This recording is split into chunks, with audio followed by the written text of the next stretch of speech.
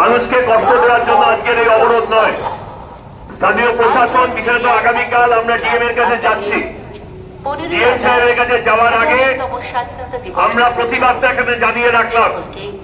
সকালবেলা এখানে স্কুল ছাত্রছাত্রীরা তারা দুর্ঘটনায় পড়ছে। এই রাস্তা দিয়ে সাধারণভাবে অ্যাম্বুলেন্স গুলো চলাচল করতে পারছে না, সাধারণ মানুষ যেতে পারছে না। একটা নরকের অবস্থা হয়ে গেছে। যারা ভোট নেন, যে সমস্ত জনপ্রতিনিধিরা ভোট নেন, তারা ভোটের সময় থাকেন, নিত্যদিনের যে কষ্ট, যে যন্ত্রণা, সেই যন্ত্রণায় থাকেন না। এই রাস্তাটা ন্যাশনাল হাইওয়ে, এই রাস্তার দায়িত্ব সিপিডব্লিউডির।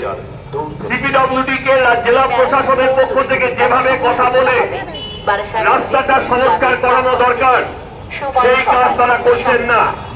কাল মানে পরশু বিধানসভা নির্বাচন, বিধায়ক সেজে গুজে আলতা সিঁদুর মেখে চলে আসবেন ভোট চাইতে, কিন্তু অদ্ভুত ভাবে গাড়িটা ছেড়ে দেবেন। প্রতিদিন শহরে এই ঘটনার ছড়া শর্ত। একদিকে ডাকবাংলো মোড় থেকে চাহিয়ে ছুড়ে একেবারে শেষ হয়ে গেছে। আমরা জেলা প্রশাসনের কাছে দাবি করেছিলাম যে অবিলম্বে যাতে রাস্তাঘাট সংস্কার করা যায় তার ব্যবস্থা করতে হবে। আশা করব জেলা প্রশাসন সেই ব্যাপারে উদ্যোগী ভূমিকা নেবেন। আমরা আমাদের যে প্রতিবাদ, সেই প্রতিবাদ আমরা আপনাদের সামনে নথিভুক্ত করলাম।